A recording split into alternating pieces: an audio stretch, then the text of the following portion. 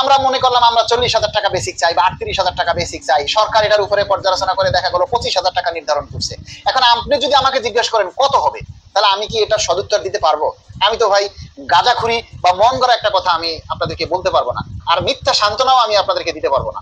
আপনারাও দাবি করছেন, আমরাও দাবি করছি, আপনারা আমরা আমাদের কাজটাই হচ্ছে সবাই মিলে একসাথে দাবি করব, আমাদের এই দাবি প্রচার করতে হবে। এই যে দেখেন আমার কাছে এখন ভালো লাগতেছে, অনেক ভালো লাগতেছে যে আপনারা সবাই মিলে একটাই কথা কমেন্ট করছেন যে গ্রেড সংখ্যা 12টা চাই। এভাবেই জিনিসটাগুলি দাবি আদায় করতে হবে, মানে প্রচার করতে হবে।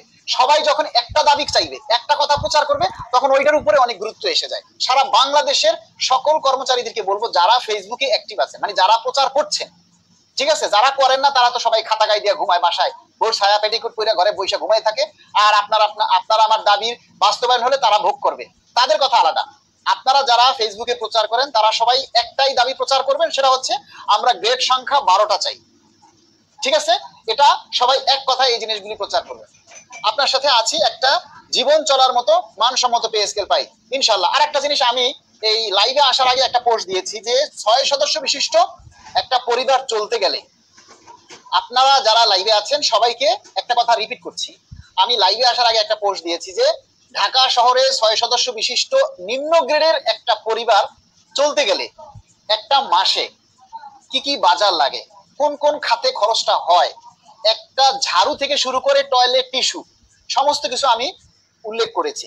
আপনারা ওই জিনিসটা একটু সবাই প্রচার করবেন, কারণ একটা পে স্কেল যখন নির্ধারণ হয়, একটা পে স্কেল নির্ধারণ করার আগে তারা যাচাই করে যে একটা পরিবার চলতে গেলে কি কি প্রয়োজন হয়, কত টাকার প্রয়োজন হয়, কি কি জিনিস একটা পরিবারে লাগে, একটা টয়লেট টিস্যুও একটা পরিবারের প্রয়োজন। তো আমি এই বিষয়টা উল্লেখ করে একটা পোস্ট দিয়েছি যে সারা মাসে একটা পরিবার চলতে গেলে কি কি জিনিস লাগে। আপনারা ওই জিনিসগুলি সবাই একটু প্রচার করবেন। 3টা টাইম স্কেল ফেরত চাই, অপু পাউল লেখছেন। হ্যাঁ, এটা আমাদের একটা গুরুত্বপূর্ণ দাবি যে আমরা যাদের পদোন্নতি হয় না, আমরা যারা অনেকেই ব্লগ পোস্টে আছি, যারা পদোন্নতি হয় না তাদের গ্রেড পরিবর্তনের জন্য অবশ্যই আমরা 2015 সালের পূর্বের ন্যায় আমরা 3টা টাইম স্কেল পুনর্বহাল চাই। এবং 2015 সালে চালু করা উচ্চতর গ্রেড 10 বছর এবং 16 বছরে যে উচ্চতর গ্রেড, এই গ্রেডগুলি আমরা বাতিল করে পূর্বের ন্যায় 3টা টাইম স্কেল আমরা পুনর্বহালের দাবি করছি। এবং এটা আমাদের গুরুত্বপূর্ণ দাবি, এটা সবাই, এই দাবিটা সবাই এখনই করতে পারেন, এটার ব্যাপারে কোনো বোঝাপড়া নাই। পূর্বের ন্যায় 3টা টাইম স্কেল। আমি আপনাদেরকে কিছু একটা বিষয় ক্লিয়ার করি, সেটা হচ্ছে আমাদের কয়েকটা বিষয় ক্লিয়ার।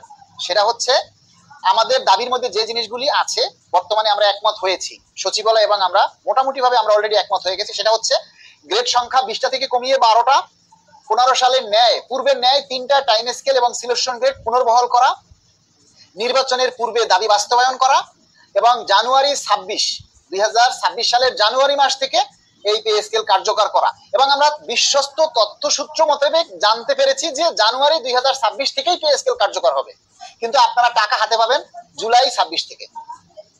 আপনারা টাকা হাতে পাবেন জুলাই 26 থেকে, কারণ পে স্কেল বাস্তবায়নের জন্য অবশ্যই বাজেট লাগবে, কিন্তু ওই 6 মাসের আপনারা এরিয়া পাবেন।